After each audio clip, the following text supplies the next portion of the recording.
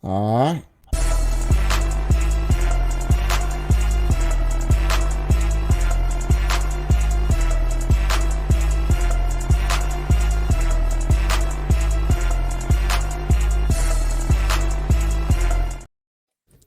All right, welcome to the Spurz and Spreadz podcast. I'm Adam Ryan. These two jackasses to the right are Patrick Castleman and Chaz Brown. What's happening, guys? I am glad to have you back, man. We got a good lineup for you guys today. We've got a great guest on today, Mr. Caleb Westmoreland, two-time Mississippi State turkey calling champion. So look forward to having some, and the man loves to talk turkey. So we're really looking forward to having that conversation. But first, guys, before we have him on, let's do a little quick recap on the NWTF, man. That was pretty amazing. They call it the Super Bowl of the turkey hunting industry. What did you guys think about it? I thought it was a good time. I've been the last several years, so it's about how I expected. Anything and everything that you could ever imagine that's attached to turkey hunting is there at your fingertips.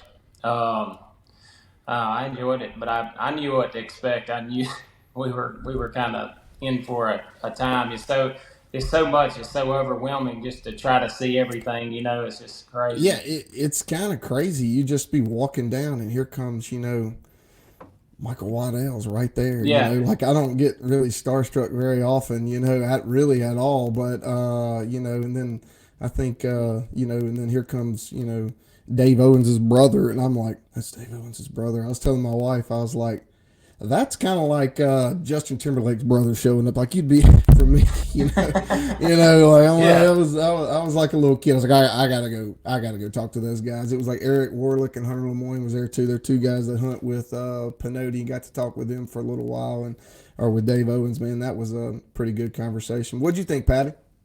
First time there, very overwhelming. I was Yeah, I watching think you spend money, and Fangirl was worth the 4 hour trip. yeah. That's what Chad said. That we're in buying season, and buddy, there was some buying going on there at the NWTF convention. There's a lot of money being slung around, but these businesses, it's kind of cool. We're all entrepreneurs, and we love seeing these businesses. It's pretty interesting.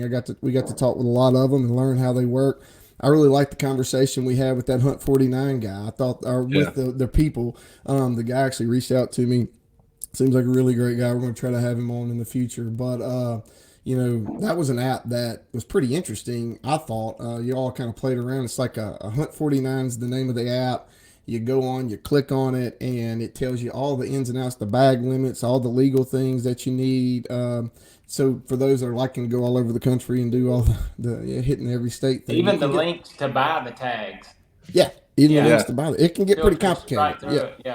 Yeah, and the last thing you want to do is be out there and see old green jeans coming up and you don't have your stuff together. It can be a little complicated. So it breaks it all down, makes it real easy for you so that you're abiding by the regulations of each state. So it was pretty cool, just seeing the new turkey vest out. I mean, we're always into the new thing. But anything else you guys want to touch base on with the NWTF?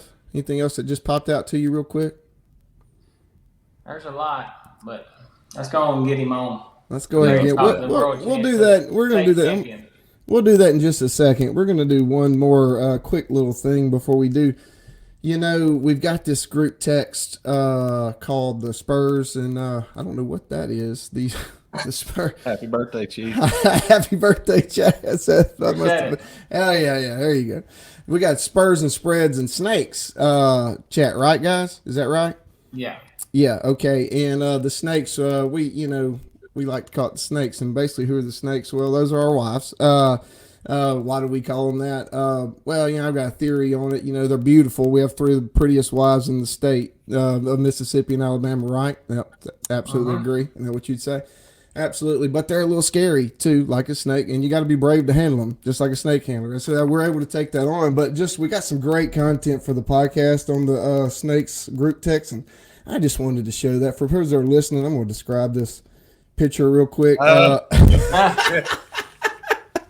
got Mr. Patrick Castleman doing, I'm not quite sure what he's doing. He looks like Huck spin for the listeners. We got a cane pole, some We got overalls. we got a little Zach Morris comb over going on. Yeah, Yeah, some I was the poster boy for braces. yeah, some Michael Poster Strahan buck teeth that are just spread so wide you could kick a field goal through them. Really good stuff. That was when John D. He went and sat down and got some braces, or got, Doc said, yeah, he needs braces, and John D. made him get a second opinion. Yeah, John. Yeah, let's get a second opinion. Walk into the dentist office in Get a second Meridian. opinion. Yeah, Patrick. Yeah, Pat. Good to me. I think you need them. Yeah, John's gonna skimp where he can. That's what Patrick told me when he was a kid. He said we didn't eat Fruit Loops, we ate Oopty Loops. He said, anyway, walk into the dentist office in Meridian, and they go, "Sir, what are you here for?" I'm like, "I'm here for second opinion on braces." We've seen all we need to see. You need them, yeah. You need them, yeah. Here we go. All right, so I wanted to show that we're gonna get on. We got Caleb off stage here. He's ready to go on. So. Without further ado, here we got our new guest coming on board. We got a 2-time Mississippi State calling champion, Mr. Caleb Westmoreland, coming on. And like I said, guys, he loves to talk turkey. All right, Caleb, you're on, buddy. How you doing, man? Man, that's a tough way to start the show, Patrick. I mean, that's pretty tough, man. That's pretty tough. Yeah. Man. How are y'all doing? A hard time. He had a little payback. Good. Good deal. What's up, Caleb, man? Look, we're really glad to have you on the show, man. We really are. I know we've had a little conversation, but, I think some of the stuff that I'd love to learn about, just immediately, just off the top of my head is, being the things that you have accomplished. And I've heard you call, and it's impressive. Obviously, I'd love to hear some of that. But I think one of the biggest things is, how did you get started in this? I think a lot of people we're obviously trying to turkey call. We're working on that. But I know there's a major difference in what it means to be a competition caller versus what it is in the turkey woods. So just tell us a little bit about how it all got started. Just tell us the story. Yeah, great question. So I just wanted to answer my question that I wanted to become. And the question was, how do I become the best turkey hunter that I can be? Okay. Not the best, but how do I become the best turkey hunter that Caleb Westmoreland can become? And that led me down the competition trail. I was an average caller, guys. Let's be honest. I mean, I think we all start in stages, and you learn how to, put a mouth call in your mouth and you make a sound. It's a huge accomplishment to where you can actually make a turkey sound. Mm-hmm. And I just wanted to continue down that path of, hey, if I'm going to be the best version of myself in the turkey woods, I've got to get better at this. So the best way to do it is involve yourself and go put it to the fire. You know what I mean? So that's kind of how it got started.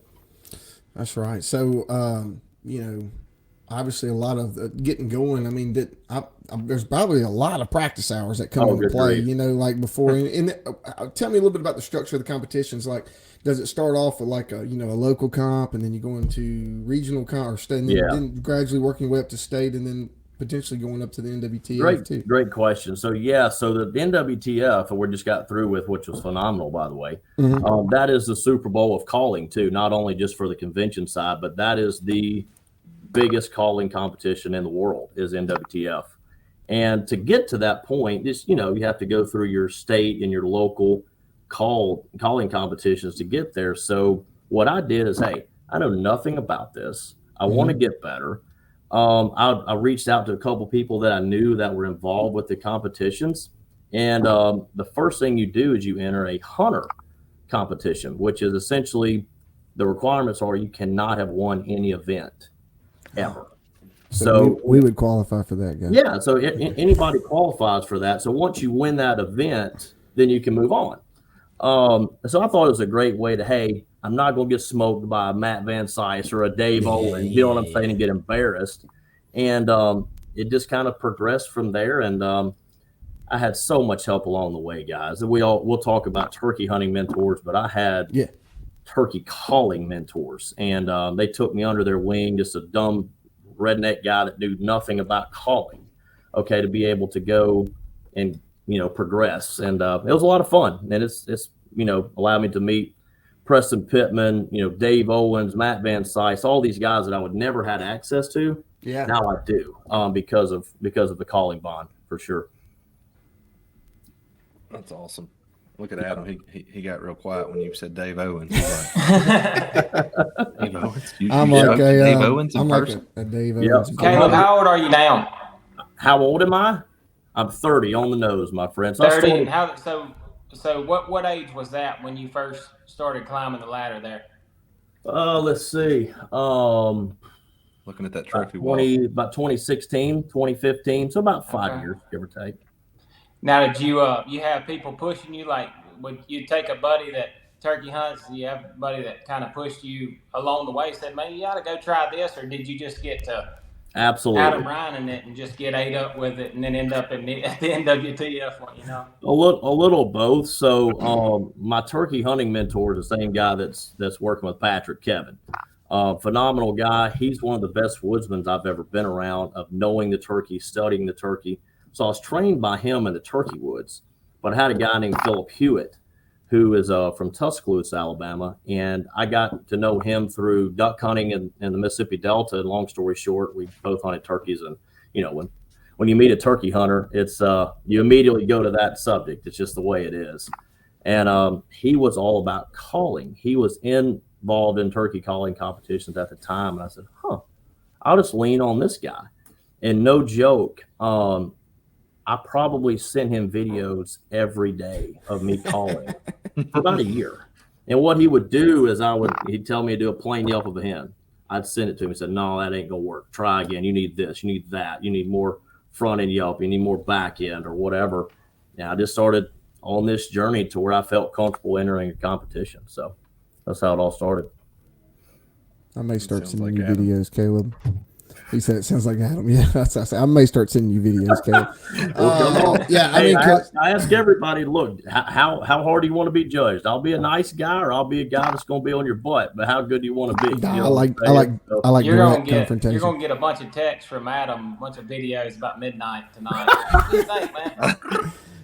Hey, don't tell him to send them. He'll send them. Well, he can for sure. Hey, I've done it to other people, so it's all good. So So you mentioned turkey hunting mentors. I mean, that's something that we definitely talk about. I feel like if you're in the turkey woods, especially if you're new to the turkey woods, I mean, have a turkey hunting mentor, someone that has been doing it for a long time, someone that you can guide from, someone that knows a lot more about it than you do. I think we all have that guy. You mentioned Patrick has Kevin, and I've met him. Actually, I have a turkey hunting mentor as well, which is separate, but I get just a whole lot of information from Kevin through Patrick. And I've met him too. And man, they take it to a deeper level, not just the basics of what you see on a lot of people, their first thing they do, they go click on the Dave Owens shows and all. And you do learn a lot from that. Don't get me wrong, but what you can get from a true turkey hunting mentor, breaking down your situations, is priceless in the turkey woods. So tell me a little bit about, you mentioned your mentor with the calling thing. You also mentioned a little bit that Preston Pittman even taught you a little bit about that. Tell me about the mentor with the calling, and then maybe tell me a little bit more about what Kevin's taught you and how he's brought you through the turkey woods and some of those situations. So Philip got me into it, like I talked about. He was the guy who was the gateway drug, right? He was the guy who got me into it. And then once I got hook, line, and sinker into becoming, the best that I could be, and that's a key word, the best that I could be. I didn't go into these competitions wanting to be the best. I really didn't, because that's so, that's just not possible. The hen turkey's the best. We're never going to sound just like her.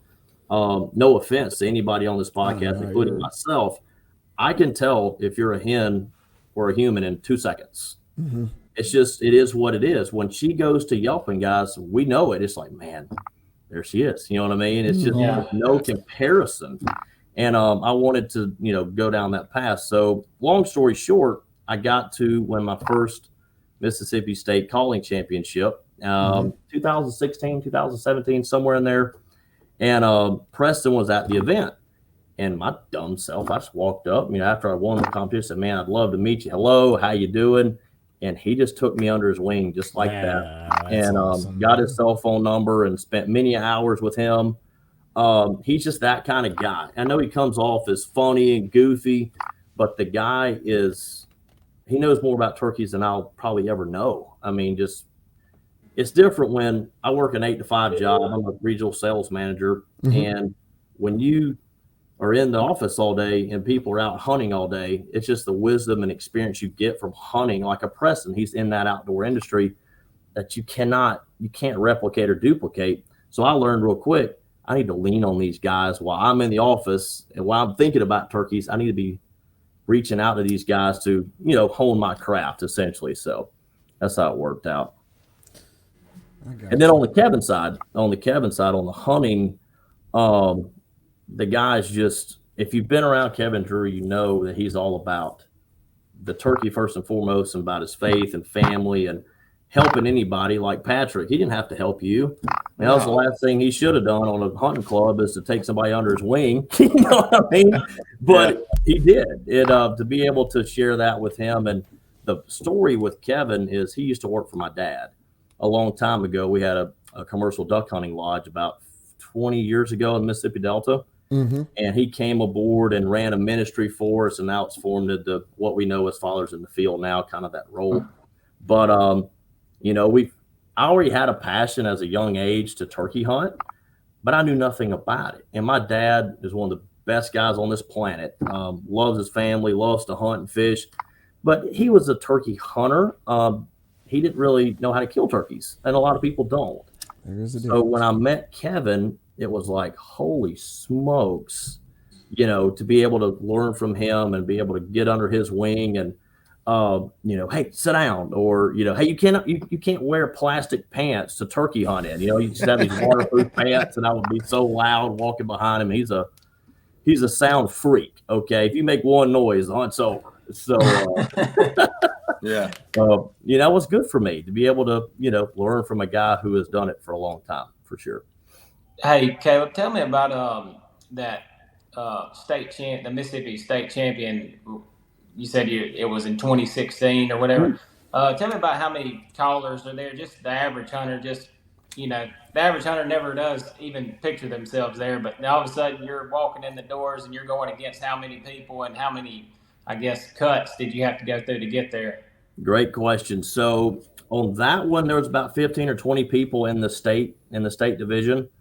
So at the local levels, that was everybody that was a resident in Mississippi could enter that event. And long story short, some states have more, representation than others, but 15 or 20 people, that's a lot to go up against in this realm. And, the thing I tell people all the time about turkey calling is not really about, how good you sound. You have to have that, no doubt. But, Sadler McGraw, he was a, state champion for years in Alabama, and I leaned on him some too. He said, Caleb, you have to have the sound, which is like a ham sandwich, right? You have to have the basics, no doubt. But if you're going to win anything, you've got to take that ham sandwich and make it a club from Harvey's or the Grill. You know what I'm saying? You've got to feed them all the little nuances and and you have to paint the picture in their mind that they're listening to a hen turkey. And that's the difference. That's the difference between a hunting call, which bottom line is, we all know that hunting turkeys is 95% where you put your butt on the ground and about 5% being able to call. There's no doubt, in any competition caller will tell you that right now. But it's just like we have passions with football or baseball or whatever. It's just, there's a certain group of people that love to competition call. So it's a lot of fun, man, for sure. But it is nerve-wracking. I bet. Now look, do they come in there? Can you use your facial expressions to sell them? Can you get into it real good, or is it, are you behind, or is it sealed off and they're just going? Great question. So is all this for show and all that? So I used to laugh. I had a couple of guys that I knew that were judging. That they had not heard me in a while, but I knew they were judging the competition. So I said, hey, I'm gonna cough, a couple times, and that'll let you know it's me. You know what I'm saying? Okay. But no, it is it's a veil. It's a veil that you cannot see through, and you can go right up to the camo curtain, but they can't see. All you are is a number. Nice. So I was, for example, caller number 2, give a yelp of a plain hen, and the whole thing goes silent, and it's you and about 5 judges, and you got to perform that call flawlessly, or you're going to get docked for it, for sure. Yeah. What was the hardest the hardest thing to learn that maybe you didn't know going into it? Like, I mean, a lot of people have trouble purring. A lot of people have trouble doing certain things. What was the hardest thing that you really struggled with? Calming your nerves. Yeah. But call wise is the key run for sure. Okay.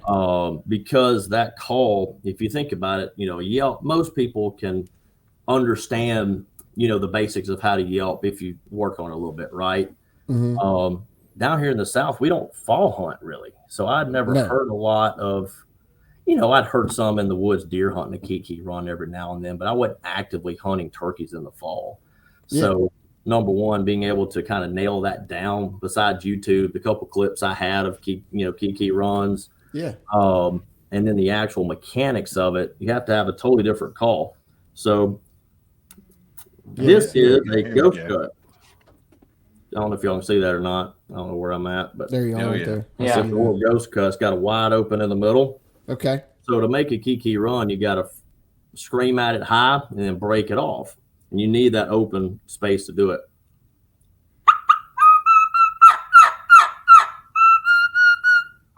Yeah. So for me, that was the hardest thing to accomplish, to be able to break that off at the right time and back it up. It's just a lot of sleepless nights and a lot of my wife saying, "Get out of the house." To learn that.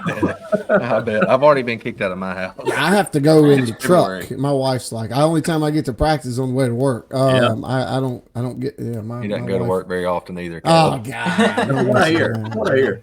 Don't listen to that. That is false information. Fake news. Patrick buy the house next to him over there.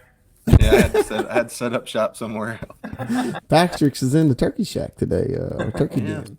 Yeah, you got to have a good wife to be a competition caller, because I'll be honest, I still call a lot compared to the next guy.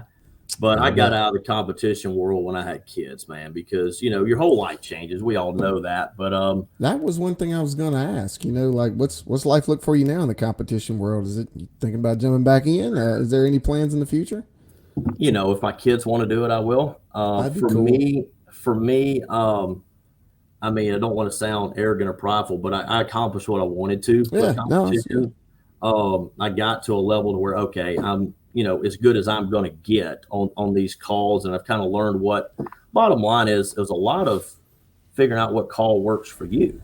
Sure. I'll be honest. It's kind of like a musician. If you hand me a $25,000 violin, I'm not going to know how to use that thing. I'm going to sound like crap. So if you give me, a really good call, I can run it.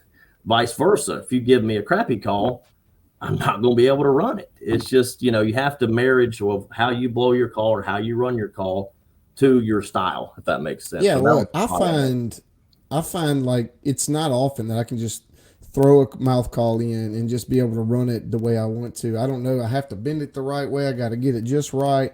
Are there any tricks or anything that you've learned doing that? I mean, or is there a certain type cut that you love the most? I know she had the ghost call, right? I like her triple V cut. Yeah. And brand. What are you running opening day? What are you running? What's in your roof? What's in the roof of your mouth right there opening day? When you said man, it's going to be a houndstooth blue batwing. Is what it's going to be. Gotcha. Lyle Gilbert, man, he's the best at building mouth calls. And I'm not saying, I mean, I love the guy. I buy every call from him because I learned way early on in competition. You can't put your cart with one horse, because you've got to be able to expand and have different, like, for example, this ghost cut was made by somebody else besides Lyle.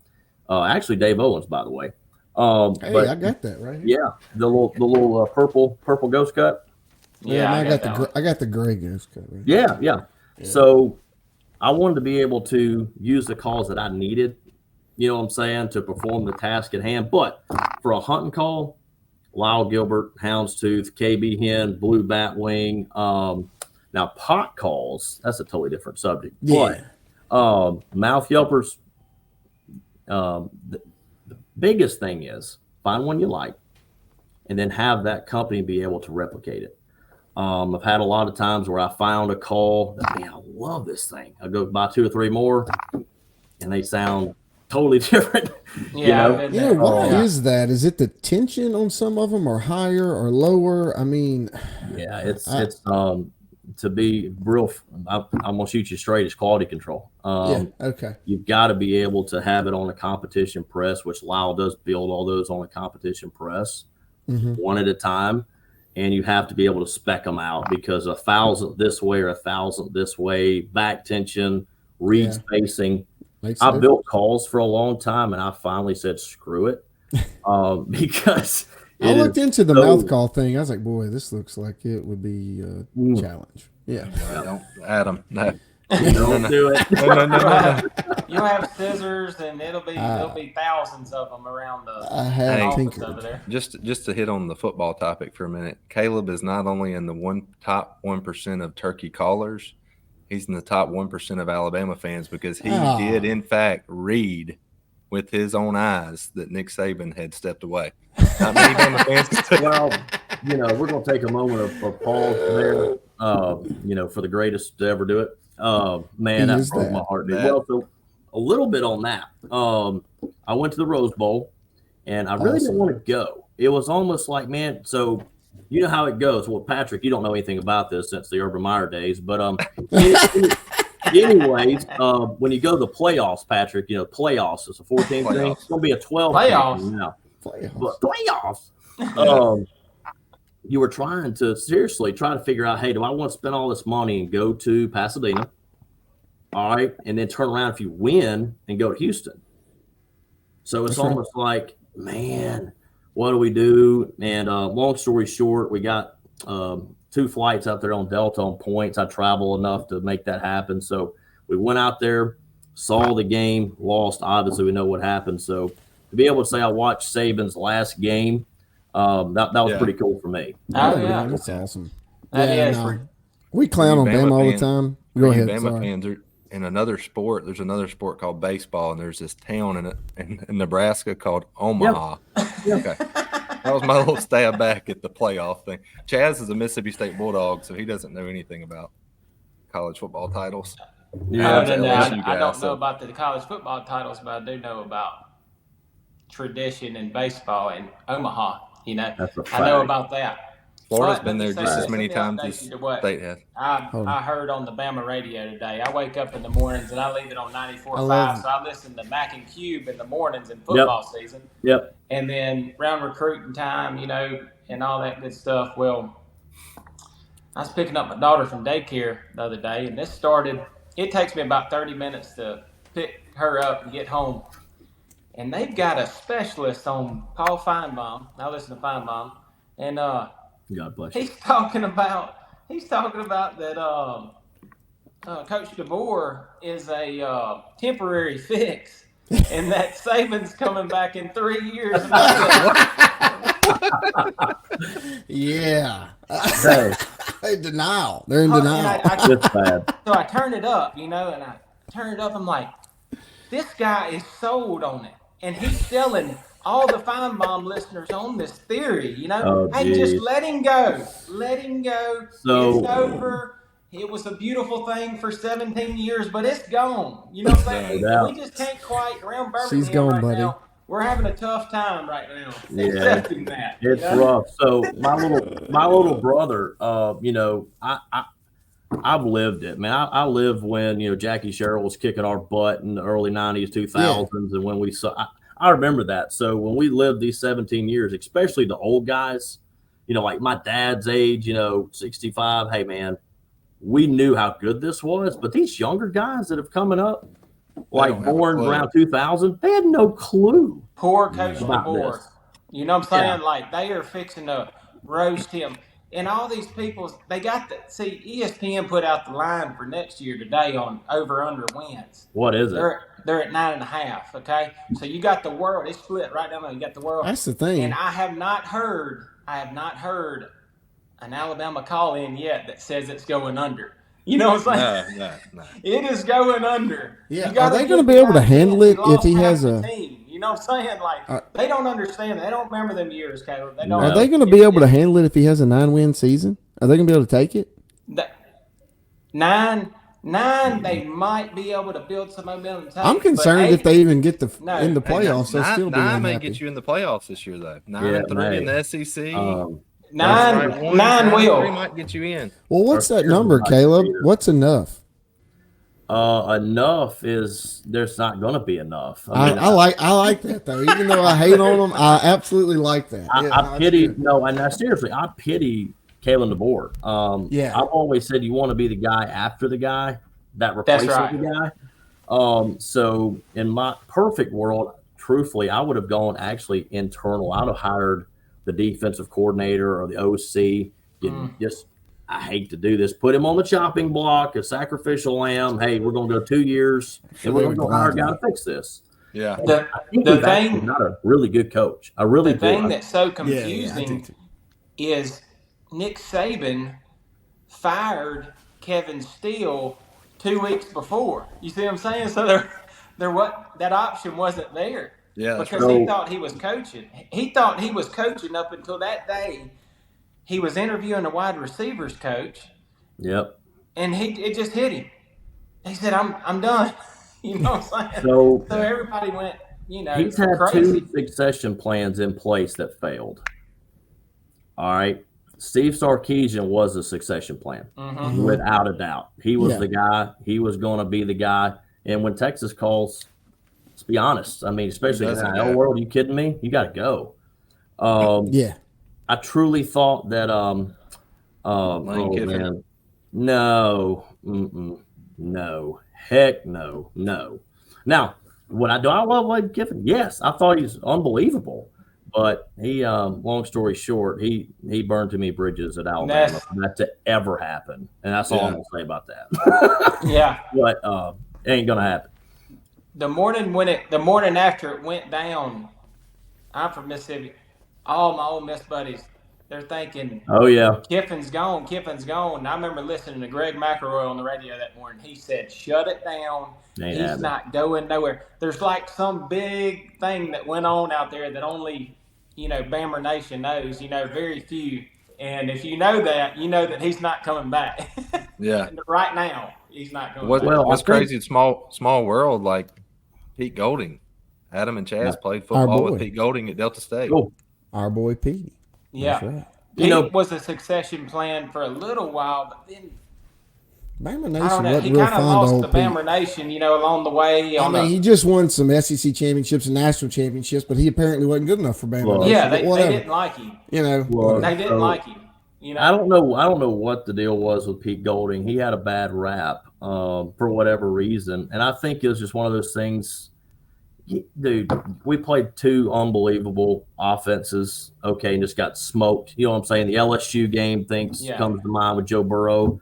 Yeah. Dude, you played one of the best offensive teams ever. You're going to give up about 50. It doesn't matter who you are. Let's not forget the other side of the ball that year for Alabama, too. They were running like up-face fast tempo, right? And then they were on the field. The defense was on the field the whole game, all the time. So what are y'all's thoughts on this new clock rule where it's running all the time, where it's going out of bounds? It seems like this year to me, the whole game shrunk down and kind of fit more of the old school narrative. Did y'all kind of feel that too? I did. I felt like the second half was like boom.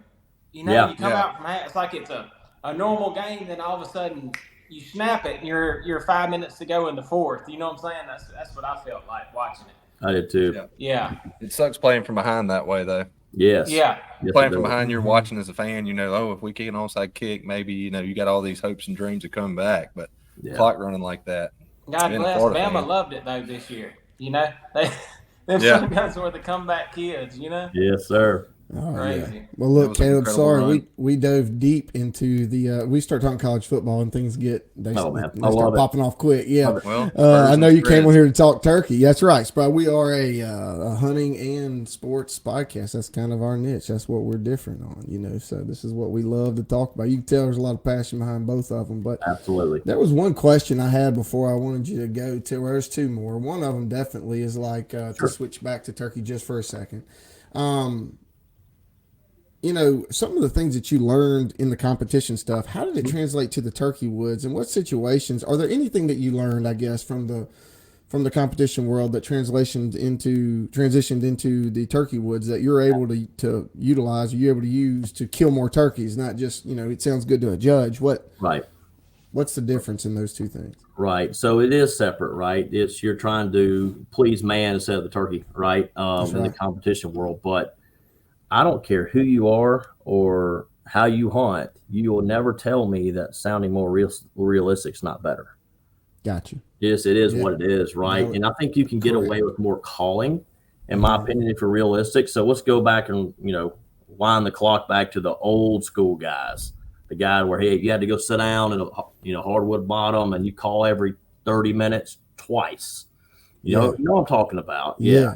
You say, don't call to them. Don't call to them. A lot of that was they didn't have the equipment to actually be able to call to them well, in my opinion. Because, you hear a hen in the woods. There's times where they don't shut up. Just, just all day long. And you're like, wait, I thought we weren't supposed to call to them that much. Like, why are we? Yeah. Okay. So I love to call to them, but I think the key to the drill is to be able to be realistic in the woods. You can get away with more stuff, cover some more, ground and strike more turkeys. I think that's one of the biggest things I learned is if you can be more realistic with your cackles and cuts and yelps. I saw my strike numbers increase mid-morning, late afternoon. Really? Yeah. And you were striking them with what? With mouth call, box call. Yeah. Primarily a box. He can strike one with a twig and a leaf.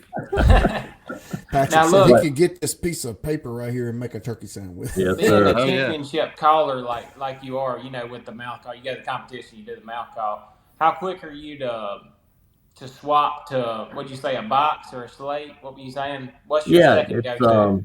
It all depends. So right off the roost, I'm always running the mouth yelper because I want to be soft and quiet, that little tree yelp nuances stuff. And I want to yelp a turkey up with a mouth yelper just for the hands-free purpose of it. I love that aspect. But if I'm, trying to strike a turkey mid-morning, mid-afternoon, I do go to the friction calls just for, volume purposes. But then I always go back to the mouth call unless he's not hitting my mouth yelper and he's hitting that other call. And then I'm going to stick with that. So if I strike him with a box and I go to the yelper and he's not hitting it, and I go back to the box and he's hitting it, that's what he's coming to me with. That's right. Yeah. Let's don't get this twisted, audience. No, it's not just a caller. He is a turkey killer. That's right. So listen. And the biggest takeaway is everybody says this. You listen to Dave Owens talks. It doesn't matter. It is true. If you can learn when to shut it off, I like to call it the crescendo effect. I love to get a turkey absolutely crunk up out of his mind. If a turkey gobbles at me, I'm going to cut at him until he cannot gobble anymore. All right. And he'll just gobble through my cutting and yelping. And then the next time he gobbles, I flip a switch on him and I actually start answering him. If you can ever get to a place to where you're not calling to the turkey and you're answering the turkey, you're in a good spot. Does that make sense? Absolutely. That's what I found. Now strike him. You got to strike him. You got to get him engaged with you. But once you get him engaged, pique his interest as high as you can possibly get it. And then I wean him off. So he'll gobble, 2 or 3 times. I'll answer him. Pow, pow, pow, pow. He'll gobble again. I won't answer him. Yes. Everything get quiet. Yeah, pow, pow. Just, start. Like, where are you? Where are you at? Where are you at? Where are you at? Yeah. And then I'll totally, when I shut the spigot off, if you will, turkey's coming. You know what I mean? Like what I mean in my mind, when I stop calling, that's what my turkey hunting mentor, he told me, he said, quit worrying about what you're about to do next and think about what that turkey's about to do next. Yeah. And that's exactly what it sounds like you're doing. You're luring him in because you're thinking about what he's wanting to do next, not what you're about to do. Hear him gobble. Everybody likes that. Yeah, that was my huge mistake starting out. I wouldn't hunt them if they didn't gobble. I'll be honest with you. But no, you want to kill them, get them to gobble, and when he goes quiet, normally that means he's moving, and that's good or bad. Hopefully it's good. Yeah, that's right. Yeah. I've heard him strike back up a long ways from me too. He's coming. Oh, never mind. Oh, maybe he's not. Yeah. That's my favorite thing. That's my favorite thing to say is, he's coming. He's Oh coming. yeah, He's I've heard coming. that. He's coming. Next time he gobbles, he's half a mile away up the next ridge. What do we always make fun of? What do we always make? Where'd he go? What do you always make fun of, Patty? You talk about he's on that finger ridge or whatever. Everybody's always talking about the finger He's ridge. on that finger ridge. He's up there on that finger ridge up there. I don't even know what a finger ridge is. Yeah, nobody does. I don't know. They're using it all the time. But We're look, gonna have to get Chisholm on and give him the. Yeah, he'll tell you what. Chisholm likes talking. There are some finger ridges. There's some finger ridges. After you hear it and then you go hunting at that place, you do start kind of understanding what a finger ridge is. I love hearing turkey hunters. Caleb, can you tell them real quick our very first turkey hunt ever together? How fast did I tear off running on that? Remember that circus turkey I shot and he flew and then he hit the ground and he flew? Was that in Hamilton? That was. Oh yeah, that was a night. Caleb's like looking at me. I shoot, and he's probably like, "What has this guy done? He's just knocked the wings off this turkey." Dude, that was a crazy turkey too. That was a little old miniature banty rooster. Yeah, that was it was a fully mature bird, but he had the smallest fan. I don't know if that's him. He was the original strain, guys. Yeah, that's right. You were telling me about that. You showed me that the other day. That little fan. You can't tell at this angle, but he was. Where at? This one right here. Yeah. So legend has it, I don't know if this is true or not, that the original strain turkey was that. In conservation efforts, they brought a lot of turkeys in here from the north, and they're a lot bigger, 15, 18, 20-pound turkeys. Yeah, that was a small original strain turkey. Okay. I've heard that is the original Alabama, Mississippi strain turkey, and they're a little banty rooster, dude. That turkey didn't weigh 12 banty roosters are hard to kill. That was wild. We got our teeth kicked in that morning off the roost. Remember, you said long beard. That bird spotted us out of that bottom, and we made a move, and you dialed one right up, and you finally said shoot him, and I shot. You blacked out, shot. He flopped for a second and took off flying, and I was running right underneath him. Loaded gun, dropped my binoculars. Wonder I didn't kill myself. Was sitting on that ridge waiting on you to get back. Caleb's sitting there, and he's like, I ain't going down there. Boy, what a nightmare that was. Hey, you got him, though, Patty. Okay, I did get him. I got the monkey off my back. I knew when I took you and Killer Kevin to the turkey woods together, I was like, I think I told Adam that morning on the phone. I said, I like my odds. I think we had a bet that morning. I had my turkey hunting mentor with me. We almost struck. We didn't. And then we had some kind of bet. I don't even remember what it was. You almost? Yeah. Well, you had two. You didn't tell me you had struck. two. Did you say you almost struck or you? It was a bad year. That was a bad year that year. I remember that one. It was like $250. I think you paid. Did you pay?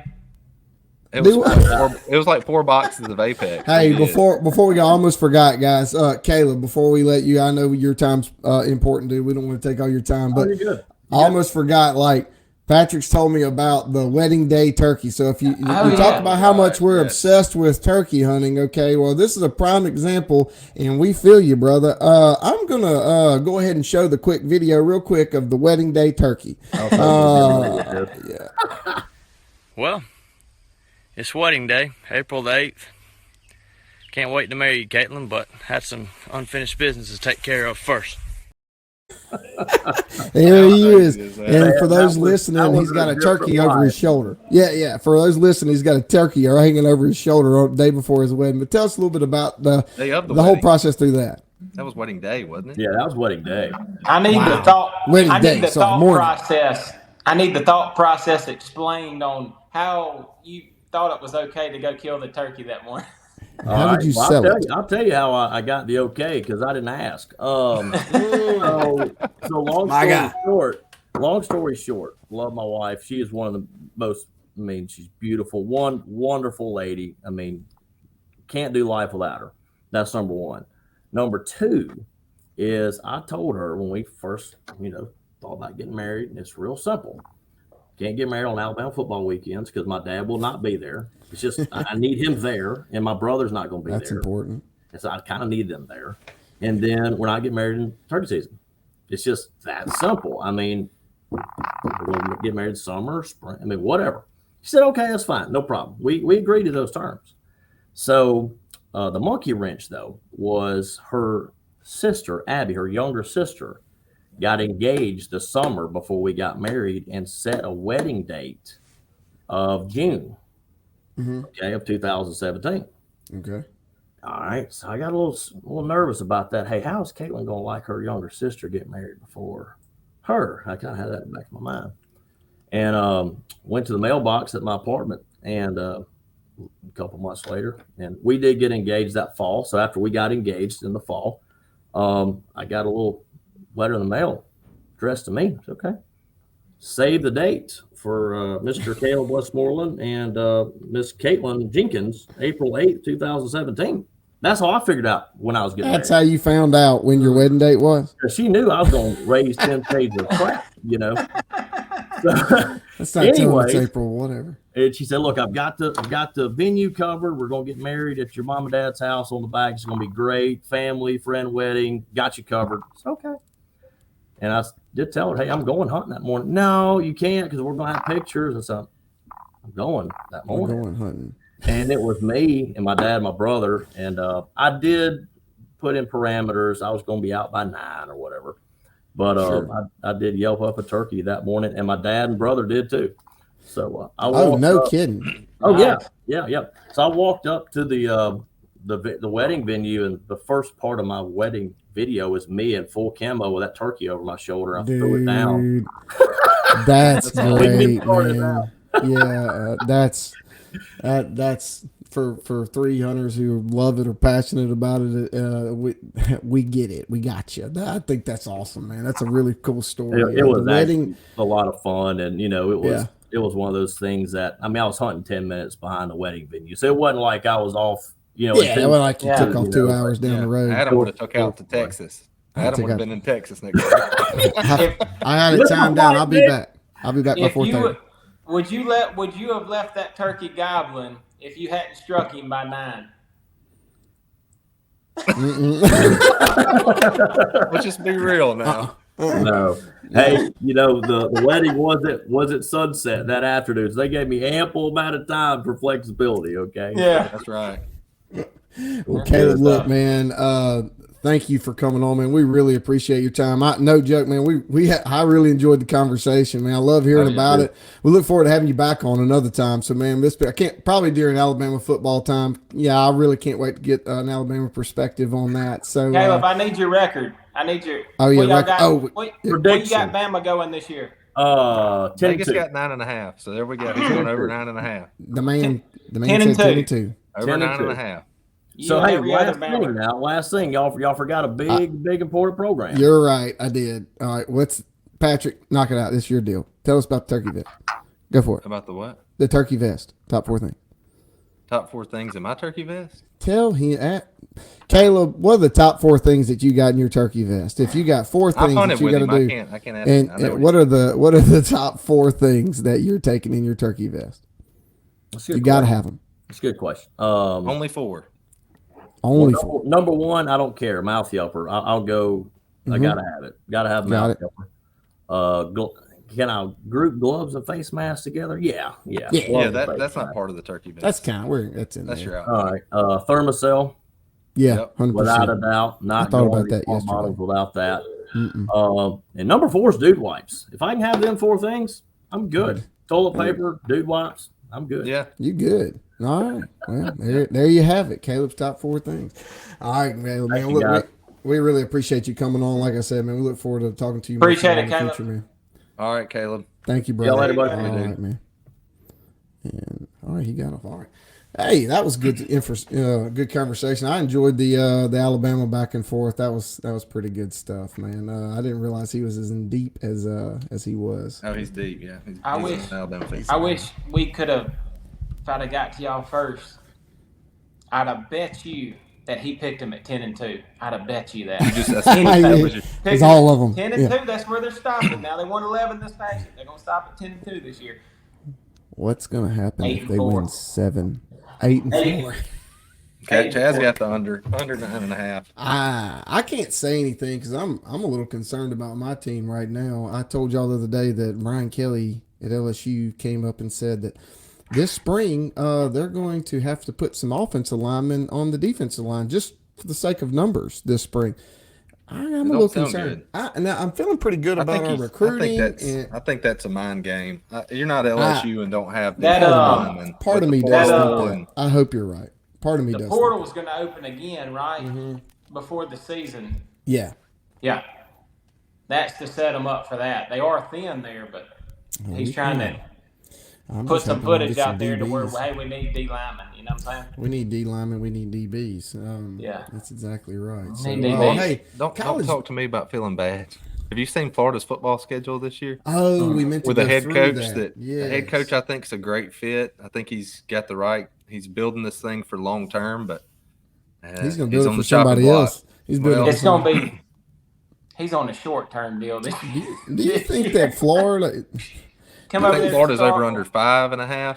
Come over there and start one, catch an L. He's gone. Let's break that down real quick. Florida 2024 schedule. The first 7 are winnable. The last 5 are the last 5. Is this right? Starting with Miami. Is this the one right? Yeah. August 31st. Miami in the swamp. And remember that Central Florida isn't a guarantee. That's Gus and KJ Jefferson. Yeah, that's I know. So you got Miami. They beat us last time. Are we giving them a win here against If Miami? we don't win at home opening weekend, we need this recorded anyways. Run through that schedule with Patty. We're going through it. Patty, give me your win. Is it a W against Miami? W. We're going to be quick. Samford. W. Okay. Texas A&M. Where is it? Is that Florida? Gainesville, Florida. A win. Some little stadium they got down there. Mississippi State. Mississippi State, so let's chalk that one up as a W. If he doesn't win at Mississippi State's back to that old thing where if you go there and lose, you might as well take your bags with you and find a job in Starkville. Because if you go to Mississippi State and lose this year, you're fired. They should have packed his stuff up when he went on the road and lost to Vanderbilt last year.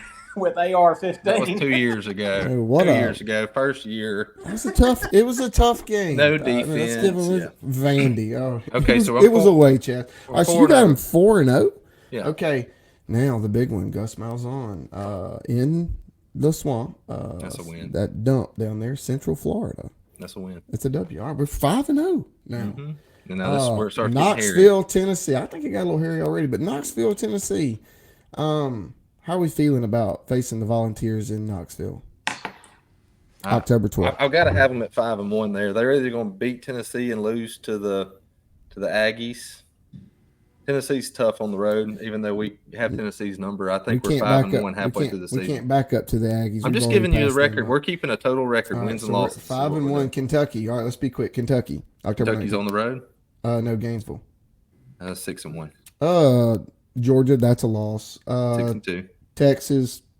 6-3. That's where it gets hairy. LSU, November 16th in Gainesville. We'll get over the hump on that. We'll get over the hump on that one. You get over the hump on that. Are you serious right now? Yeah, I'm 0-3 going to LSU. Are you kidding Florida me right football now? games with you. So you're 7-3. Nussmeier is going to drop 350 on you. Right, 7-3. Nussmeier is going to toss 350 in that game. Who? Nussmeier. You'll don't worry. You'll know who Nuss is here in just a little while. He's gonna drop it on y'all. And I hope it's Tom Petty Day again. And I hope we sit next to that lady who is real offended when what did Tom Petty do there anyway? Like cut grass? Like you're look. We're at 7-3. Well, he cut some grass on there. Next game, 7-3. Ole Miss. He smoked some grass down there. He smoked some grass down there. November. That's what I said. Anyway, November 23rd. Ole Miss in Gainesville. At least they got a pretty good home schedule. 7-4. Even though last time Ole Miss came down there, And the Florida State Seminoles in Tallahassee. 7-5. I got it says SEC championship. I don't even know why they put that on there. I got us going 7-5. I think if Napier goes 7-5, he should be candidate for Coach of the Year with that schedule. I do too. If he goes 7-5, yeah. Which is hard for me to say as a Florida fan that we need to give the guy a raise if he goes 7-5. But no, and I like him. I clown on him just because of you. I actually like him a lot. I like him too. Now let's run through. What state? Without running through the schedule, Chaz knows what schedule looks like. What's state going to do next year? I think if we get 6, I think Levy's going to be a candidate for Coach of the Year if we get 6. I don't even know your coach's big name. swing, big. It's not going to matter. These realists, they need to jump on board and realize that getting 6 out of that schedule, because if y'all got the first hardest schedule in the SEC, I think ours is 3rd to 5th, somewhere in there. It's bad. Yeah, it's tough. Hey, Adam. I'm looking at mine. Can I hop around since this is kind of a hopping around podcast? We'll have a 10. Yeah, I want to hop back to us. We're 10-win season, by the way. Go ahead. Me and Adam have never been to the turkey convention in Nashville, and we're pulling in. I'm starting to get a little nervous. Cars everywhere, people everywhere. Paint the picture. This is a madhouse, by the way. It is a madhouse. I'm trying to figure out where to park. Adam and Chaz aren't being much help. Chaz goes, I'm trying to park like 2 miles from Opryland Hotel, like 2 miles. Gonna have to walk. It's 30 degrees. We've got stuff to carry. We're supposed to be checking in at 4 o'clock. This is 11 o'clock. Yeah. Chaz goes, just whip up there to the valet. Hey, just get on in there. I'm like, Chaz, we don't check in for 5. We don't check in for 5 more hours, Chaz. Trust me, we did this last year. We had to walk 2 miles in the wind. It's cold. Yeah, just pull up there to the valet. So we pull up. There's a long line. The dude scoots a little plastic cone in front of us, like it's gonna keep us from going through. Run that thing over. So it's like, we're really gonna run this thing over. Or sit here and wait on him. So he comes to the window. He goes, "Y'all checking in?" Chaz goes, "Yep, yes, sir. We're checking in." So, all right, pull up here. We pull up to the front. They come out to us, and young kid comes to the window. We roll the window down. So Chaz talked to this guy. He said, "Sir, the valet's full." Chaz goes, "Do what?" He said, "Valet's full. I'm sorry. Y'all gonna have to go around, park out here somewhere. We don't have any parking left in the valet." He looks right at him. He goes, "How much is it gonna cost for the valet to not be full?" The kid goes, "Let me go get somebody. I'll be right back." They do. He was starting to yeah. About 30 seconds later, they bring some guy around. He goes, "They said you want to take care of me for the valet? Get some valet parking?" Chaz goes, yes, we do. I said, $20 to get it? And he said, "We normally get 40. I gave him $40. And Chaz looks at me. I roll the window up. Chaz goes, "That's what I thought." It's amazing. You whip out a little cash. It's amazing how they'll take care of you if you got a little whiskey in your wallet. It's They've been doing that same racket since they opened up the NWTF up there. Y'all gonna get that boy in trouble. Next year, I think I'm gonna work valet there. I bet he made him about $500 that day. Oh yeah, he racked up, buddy. I'm telling you though, the $40 versus walking 2 miles in the 25-degree weather of the wind blowing 18 miles an hour. Yeah, that would have been a disaster. With a bunch of luggage. No. Adam had all I think it cost to park anyway. Yeah. Adam had all his podcasting equipment. We needed a buggy. Yeah, it was $35 to park 2 miles from there, or you could give the valet $40 cash and be good. I think we came out smelling like a rose on that, guys. We did all right. Yeah. What'd y'all think about the Theo Von Caleb Presley turkey hunting with Mikael Whittle? That was so funny. That was so funny. Him and Michael Waddell and what's his name? Caleb Presley. The dude that does the really awkward. When they got when he got the what was he saying? Michael the Whittle. You know he messed up the. Is it Michael? Last name? They Googled Michael Waddell, and then he gets on there. And Michael Whittle. God dang it.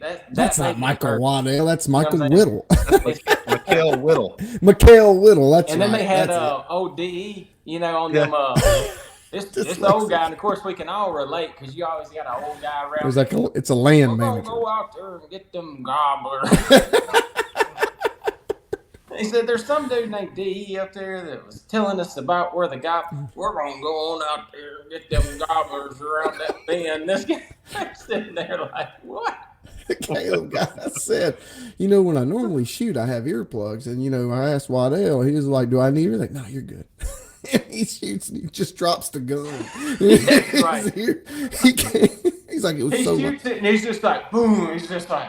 He kept saying when I shot the rifle, I was like, it's a shotgun. He did correct it eventually. But he couldn't believe that that he had asked him about the earplugs before he shot, and he said, "No, man, just go ahead." You're good. He couldn't hear anything. Yeah. Stumbling. Waddell was a sport too. I was surprised. I guess he's killed so many turkeys. It's just fun now. He don't care. Theo kept going back to the truck. I'd be like, Theo, you're gonna have to go to the truck, son. This ain't gonna work. He's got in 2 pieces of bubble gum and then down. He's got them. He's got his shades on. He said, "Can you see?" He's like, "Yeah." And he said, "Who's?" He hands Theo the shotgun.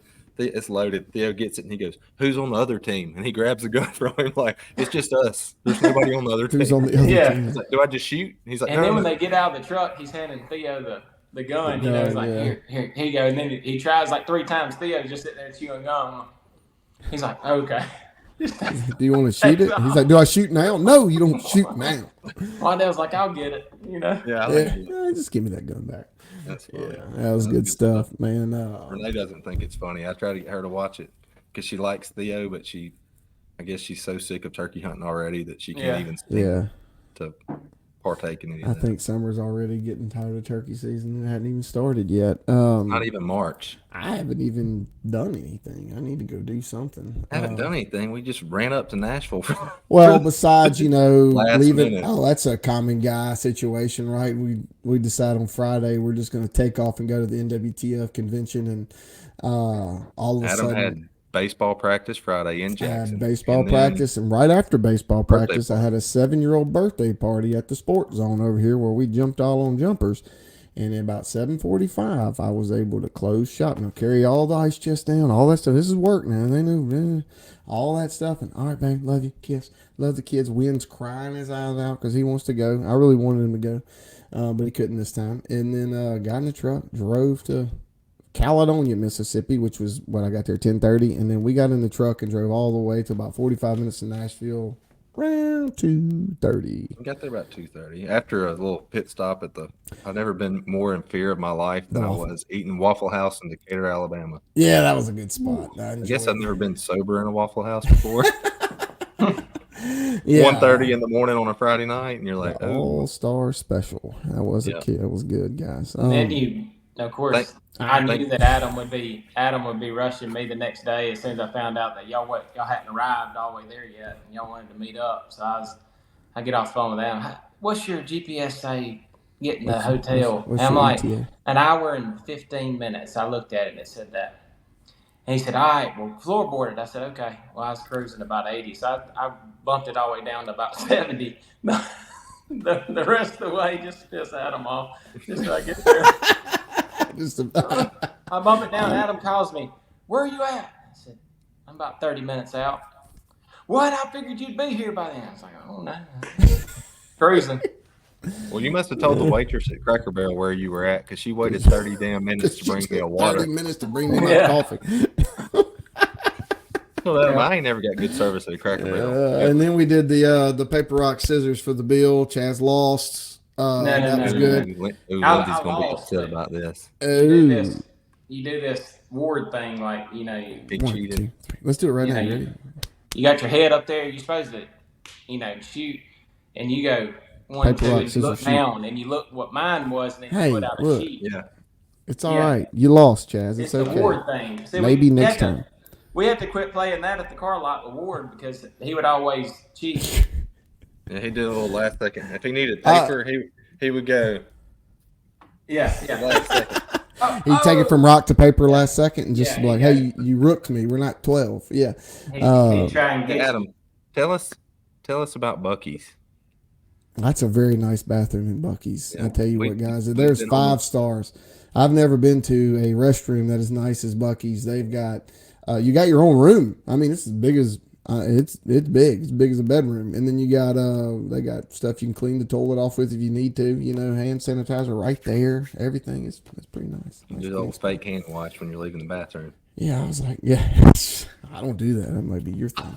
Yeah, and then probably, I never run on time, but on the fun part too is when we're coming back from the NWTF. Nah, we can go whenever we want. And we're coming back from NWTF, and we're on the phone, and Patrick's like, hey, Chaz, we left Chaz's truck in wherever, Tennessee, Collins or something, Columbia, Tennessee. Off 65. At the Cracker Barrel off 65. And then, so we're on the road back, and I was like, I think we're getting pretty close, but I'm busy. I'm doing something. And Patrick's on the phone. He's like, aren't we getting close to your truck, Chaz? No, we're good. What does he say, Patty? He said, no, we're good. That Mexican joint's just about 15 minutes. Oh, yeah. Chaz had Mexican on his mind. He's like, no, we're going to go bomb up here. We had gone 15 miles in the wrong direction. Had to turn around and go get his truck just in time for us to wait for that. It was actually good timing because we were about 5 minutes from the Mexican restaurant opening up.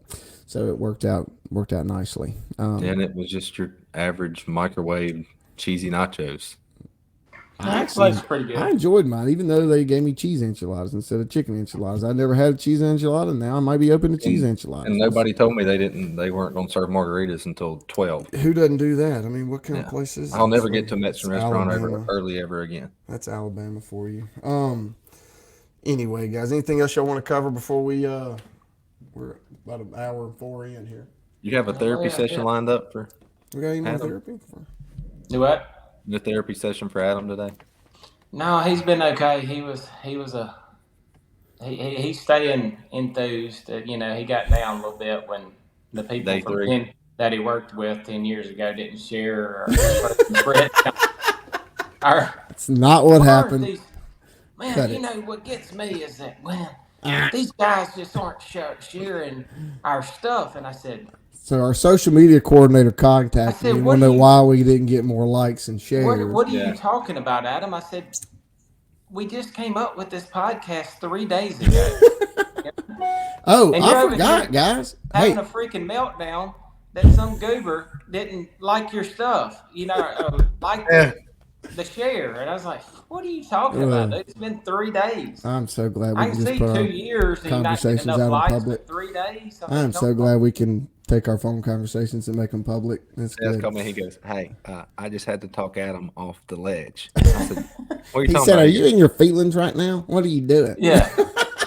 He was all up in his feelings, man. Just melting. Oh, my God. By the way, I forgot to add. By the way, we are in the top 20% of all podcasts right now. By the way, this thing has been taken off, just FY. Even though it didn't give as many likes as the coordinator, our social media coordinator would like.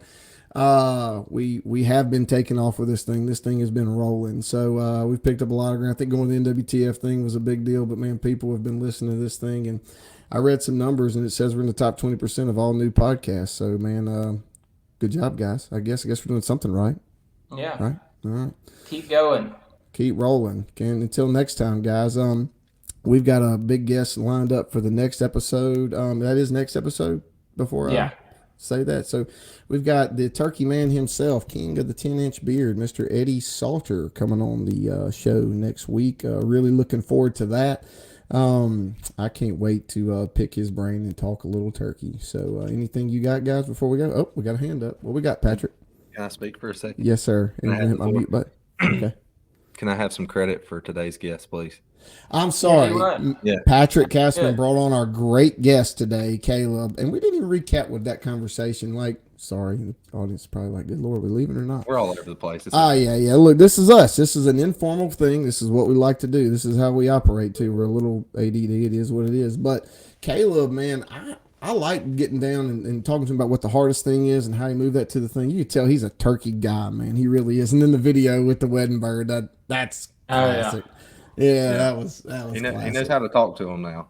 He can strike one up that not many other people can get to strike up. That's the thing. I feel like it's, that's why I was wondering, how does it make you better in the turkey woods? And that's what he was saying. He's like, well, you can call more because you sound like a real turkey. And I don't care how many times you say, who cares? But if you sound more like a real turkey, it's not going to help. It's not hurting you to sound more like a real turkey, because I think the easy thing to say is, but that ain't how you hunt them. There are probably people that just because you can't do that, that's probably what you're saying there. Honestly, but it's pretty impressive what he can do. And I will definitely be, bugging the crap out of him. He's my cheat code. Nah. That's my cheat code. When I need to win a bet about going to kill a bird, you can take whoever you want. I just want to talk to him about. I'm not taking Kevin and Caleb. I like mods. I'm a solo. I don't. Obviously, y'all know I don't play well with teammates while I'm hunting, because whatever they do, I feel like that's the reason we can kill every time. Yeah. So even an expert, but I won't say nothing out loud because I sound like an idiot because I don't know what I'm talking about. But I like going by myself. I really truly do because I like figuring it out. I like the challenge. Up now we have a year like we had 2 years ago, and I'll bring whoever can help me. I'm open to. I'm always open to learn. We're gonna have to call Caleb back, and we forgot to survey if he takes credit for a free goblin turkey or not. I don't think he's. Oh, free gobbler. Oh, free gobble bird. You know, I mean, it is what it is, guys. You know, That's neither here nor that's there, Chad. neither here nor there. Yeah, but anyway. All right, guys. Again, we are. I think we're good. Anything else before we go? Wrap this thing up. Why couldn't we put the picture of Chaz up there with his big teeth? Just mine. We're just going to use my kid photo with the big teeth. We couldn't put Chaz's up there. Don't worry, that's coming. Okay. We got that. Yeah. I got a good one that's supposed to be on the way of my first bird ever. Yeah, I'd like to see that. I like to see, vintage photos. Chad's the only one of us that actually has been turkey hunting his whole life. I'm trying to find it. We're having some trouble, but I think I know where it's at. Okay. Well, look forward to that. All right, guys. Again, it was fun. Look forward to next time. Again, next show, we got the king of the 10-inch beard, Mr. Turkey Man himself, Eddie Salter, coming on, guys. But that's a wrap. Yeah.